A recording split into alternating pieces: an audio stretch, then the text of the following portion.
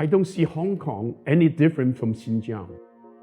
If they have to keep the Xinjiang people in the concentration camp, they might keep us in the concentration camp because we are more dangerous. Our ideas, our values are much more dangerous to the Chinese than the Muslim values. In Hong Kong, the city's once vibrant free press is increasingly under attack, and few media companies are bigger targets than this newspaper, Apple Daily, and its owner, Jimmy Lai. Lai is a divisive figure in Hong Kong. He's a democracy icon to his fans, but a troublemaker to his critics. Beijing has an even harsher criticism, calling Lai a traitor to the Chinese people. Lai was one of the first people charged under Hong Kong's new national security law, a broad law aimed at criminalizing dissent in the city. 2 weeks before he was arrested, Vice News met with Lai. He is currently under house arrest, awaiting trial on charges that could place this 72-year-old man behind bars for life.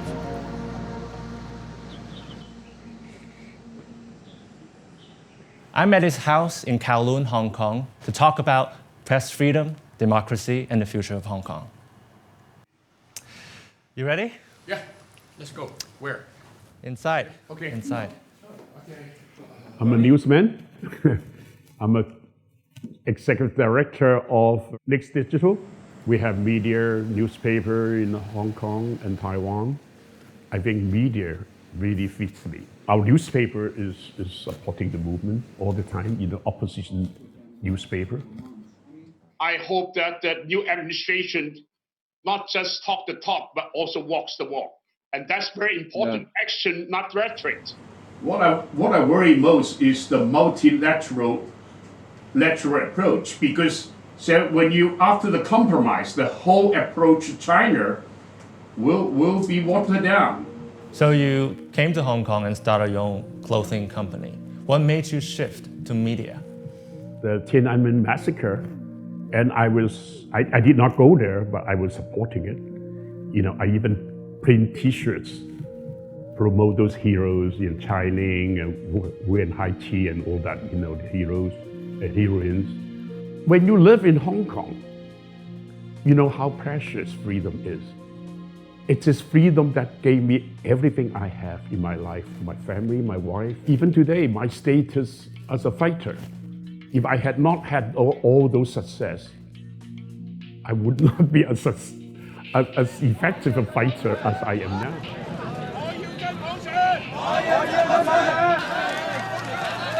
How's press freedom in Hong Kong today different from when you started your media companies?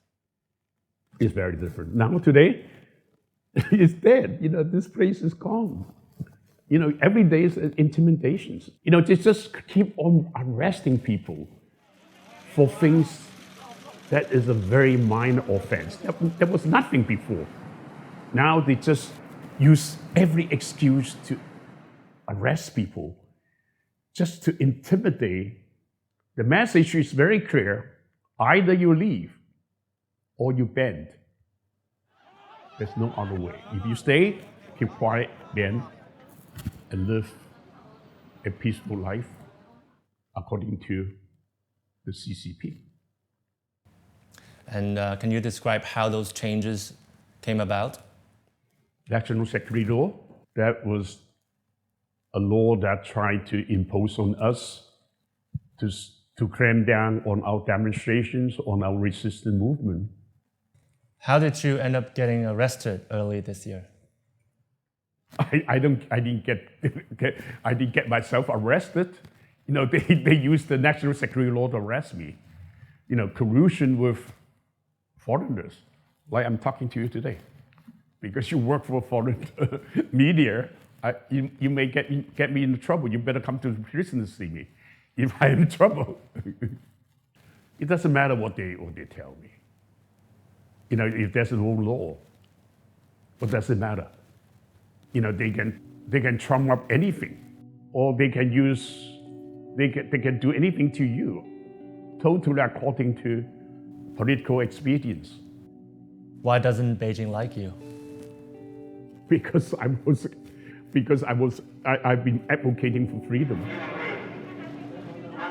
For them, it's control, no freedom.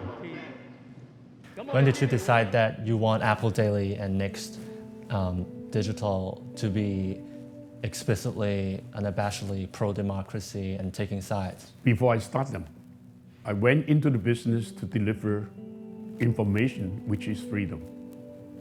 That's how I start the business. Do you think the difference between, let's say, Chinese state media and your newspaper is one about opinion? If you take a stand, somebody who looks at it from the other side will say that is your bias. Okay, every stand is a bias to the opposite side. When they arrested you, they accused you of foreign collusion, right? What does that mean? Well, I saw Pompeo, I saw Pence, I talked to a lot of medias. That's a foreign collusion. When you talk to Pence or Pompeo, what did you tell them? Well, just the same thing happens. Hong Kong, we are fighting for rule of law and freedom. We are on the same page. They understand it, and that's it. Out of all people in Hong Kong involved in the pro-democracy movement, why do you think you were targeted? Because I have the media. Because I've been supporting the parties with my money. Because I'm very vocal. How did the arrest affect your newspaper and your journalists? I'm sure some of the journalists were scared. So, some left, but very few. I think it actually energized our colleagues, because now you have to take the risk to be a journalist. So people say that, wow, Apple Daily still exists. That means Hong Kong still have freedom of speech. Yes, we still exist, but we are operating under the fear of intimidation. Is it freedom? It's not. Knowing the consequences, would you have done anything differently in the last couple of years? No. I asked this question when I was in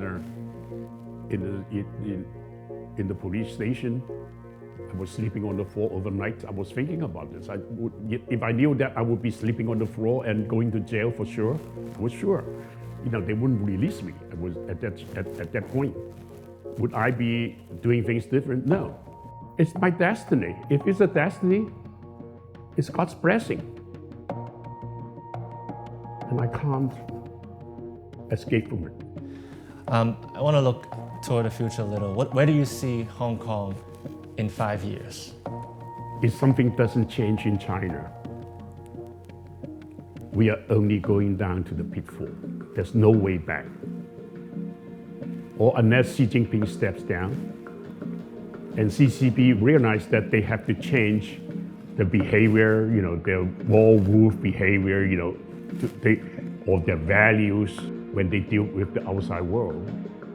If they can assimilate into the outside world's value and system, the freedom of assembly, the freedom of religion, the private property, all that, human right, all these institutions is the result of the West civilization's evolution.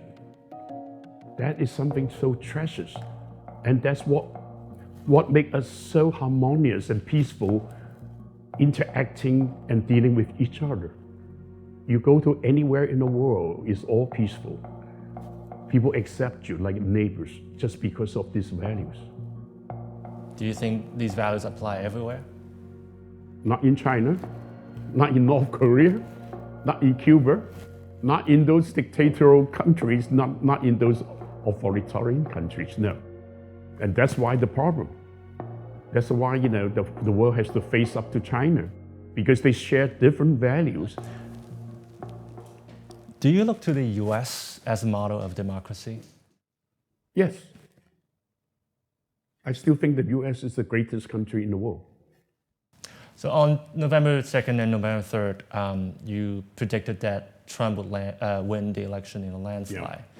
You're a big fan of Trump. Why is that? Trump has been very effective dealing with China, with CCP.